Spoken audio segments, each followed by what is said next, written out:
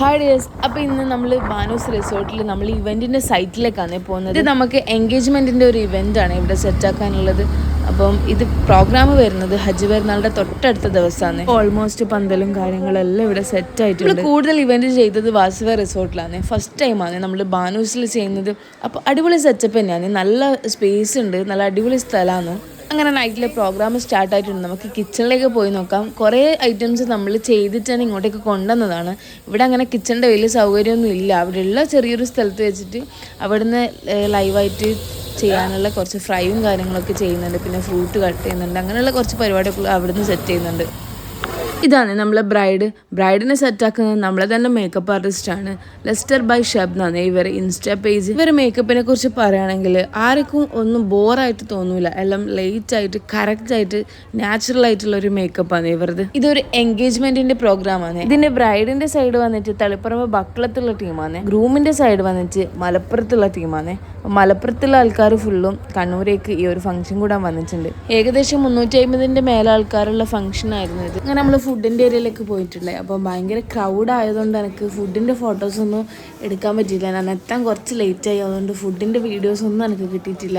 ആ ഒരു റിസോർട്ടിൻ്റെ ടോപ്പിലാണ് ഈ ഫുഡിൻ്റെ അറേഞ്ച്മെൻറ്റ്സ് ചെയ്തിട്ടുള്ളത്. ബോയ്സ് ഉള്ളതുകൊണ്ട് പിന്നെ നമുക്ക് അതിൽ വലിയ ടെൻഷൻ എടുക്കേണ്ട. അതിൻ്റെ കാര്യങ്ങളൊക്കെ അവർ സെറ്റാക്കും. ഇവരൊക്കെ ഇവിടെ ഫുഡ് കഴിക്കുന്ന ടൈമിൽ ബാക്കിയുള്ള കുറച്ച് ആൾക്കാർ താഴെ ഫോട്ടോഷൂട്ടിലാണ്. എൻഗേജ്മെൻറ്റിന് ചെക്കൻ്റെ വീട്ടിലുള്ള ആൾക്കാർ പെണ്ണിന് വേണ്ടി കൊണ്ടുവന്ന ഐറ്റംസ് ആണ്. ചെക്കൻ്റെ വീട്ടുകാർ നമ്മൾ കോൺടാക്ട് ചെയ്തിട്ട് പ്രത്യേകം പറഞ്ഞിട്ടുണ്ടായിരുന്നു ഇതിന് കണക്കായ സ്റ്റാൻഡ് വേണമെന്ന്. അപ്പോൾ അതിൻ്റെ അത്രയും ഐറ്റംസ് സ്റ്റാൻഡ് നമ്മളിവിടെ സെറ്റാക്കിയതാണ്.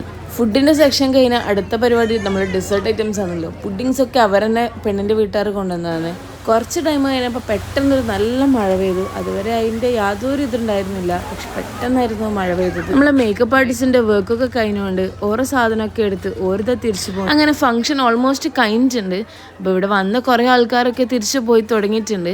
ഇവിടെയുള്ള അവരെ സ്വന്തം ആൾക്കാർ ഇവിടെ സ്റ്റേ ആണ്. അപ്പോൾ ഇതേപോലുള്ള എല്ലാ ഇവൻറ്റ്സും ചെയ്യുന്ന നമ്മൾ റെഡിയാണ്.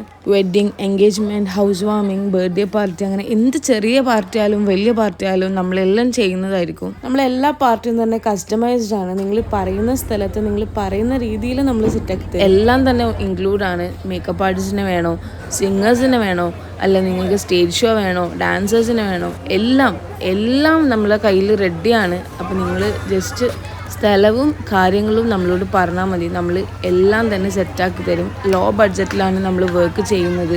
ഇപ്പോൾ പ്രോഗ്രാംസ് ഓൾമോസ്റ്റ് കഴിഞ്ഞിട്ടുണ്ട്. ബോയ്സ് എല്ലാം റിട്ടേൺ താഴേക്ക് കൊണ്ടുവരുന്നുണ്ട്. ആബിയും ബാക്കിയുള്ള സ്റ്റാഫൊക്കെ അവിടെ ഉണ്ട്. ഞാൻ മെല്ലെ വീട്ടിലേക്ക് പോയെന്ന്.